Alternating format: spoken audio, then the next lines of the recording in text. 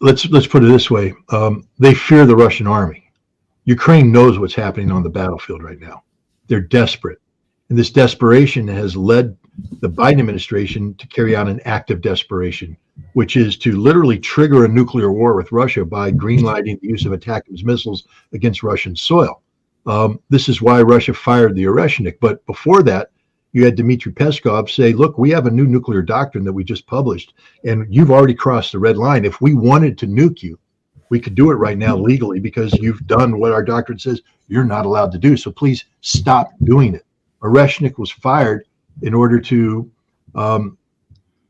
compel the United States to withdraw its permission.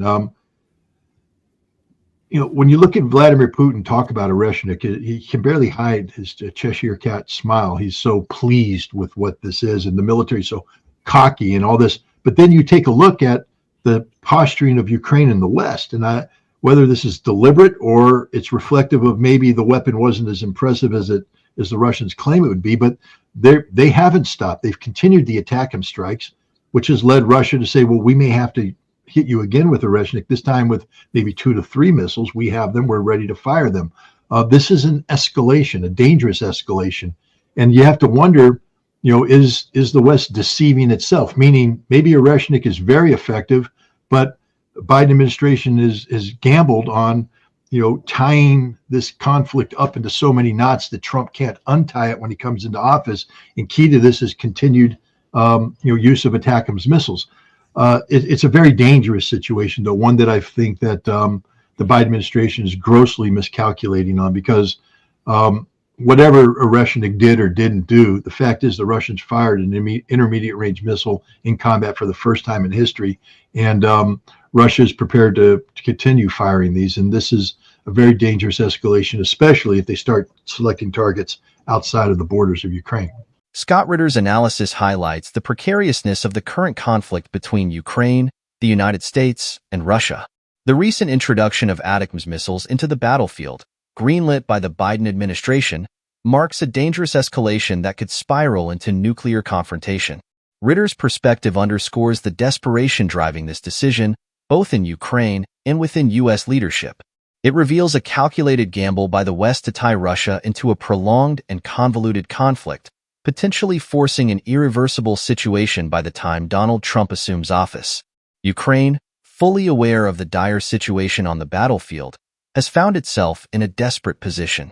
Its forces face a formidable Russian military, and this has led to increasingly risky strategies. The ATACMS missiles, capable of striking Russian soil, represent a significant escalation. From Russia's perspective, this move crossed a red line outlined in their recently updated nuclear doctrine. Dmitry Peskov, the Kremlin spokesperson, had already warned that such provocations justified a legal and immediate nuclear response under Russia's strategic framework.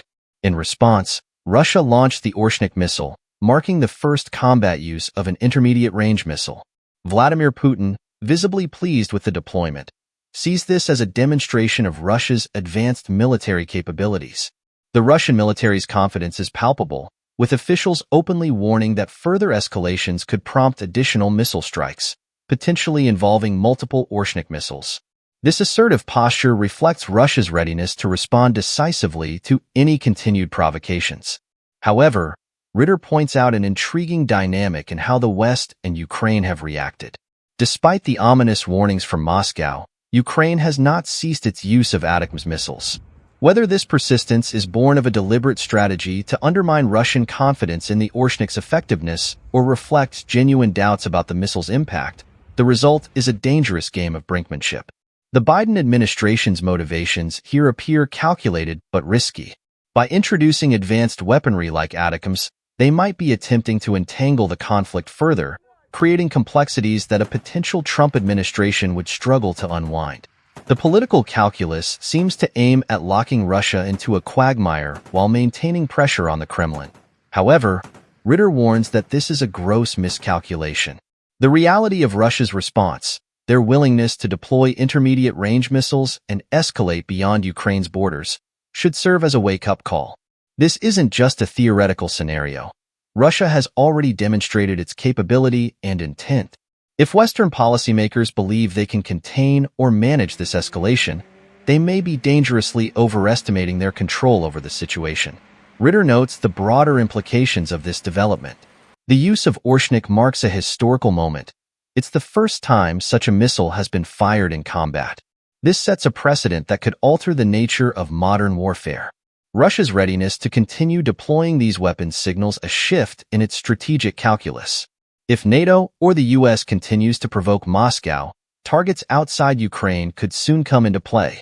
This would represent a dramatic widening of the conflict, with potentially catastrophic consequences.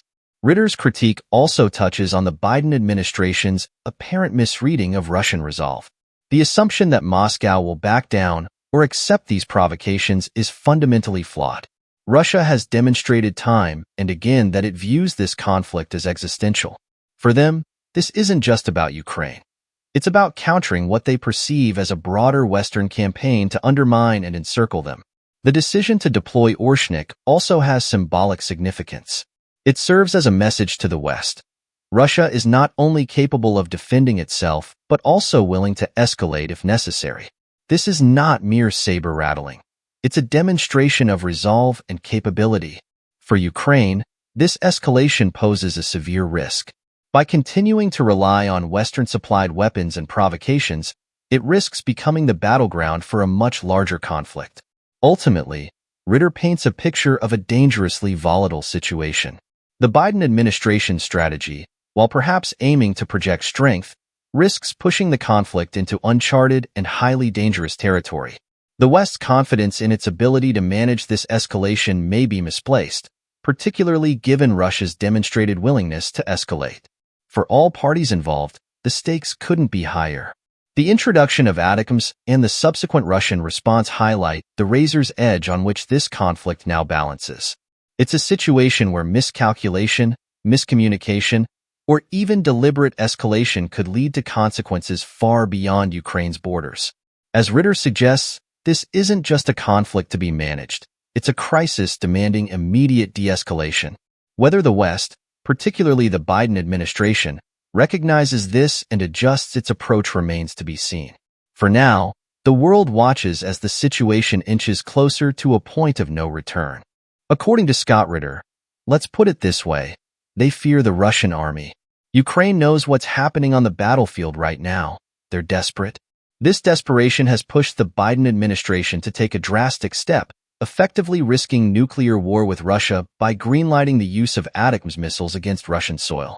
This is why Russia fired the Oreshnik missile. Before that, Dmitry Peskov stated clearly, "We have a new nuclear doctrine, and you've already crossed the red line. If we wanted to use nuclear weapons, we could do so legally right now because you've violated what our doctrine forbids. So please stop."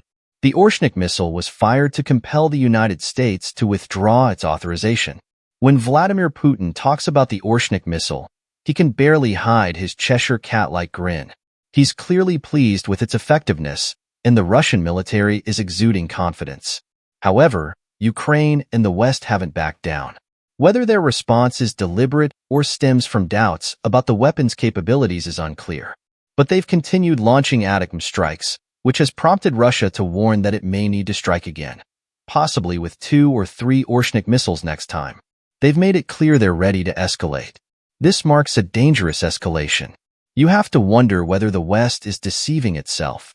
Perhaps the Oreshnik is highly effective, but the Biden administration is gambling on tying the conflict into such a complex knot that Trump won't be able to unravel it when he takes office. Central to this strategy is the continued use of ATACMS missiles. It's a very precarious situation, and I believe the Biden administration is grossly miscalculating. Regardless of any doubts about the Oreshnik's performance, the fact remains. For the first time in history, Russia fired an intermediate-range missile in combat. Russia has made it clear they're prepared to continue, and this escalation becomes even more dangerous if they begin selecting targets outside of Ukraine's borders. Thanks for watching.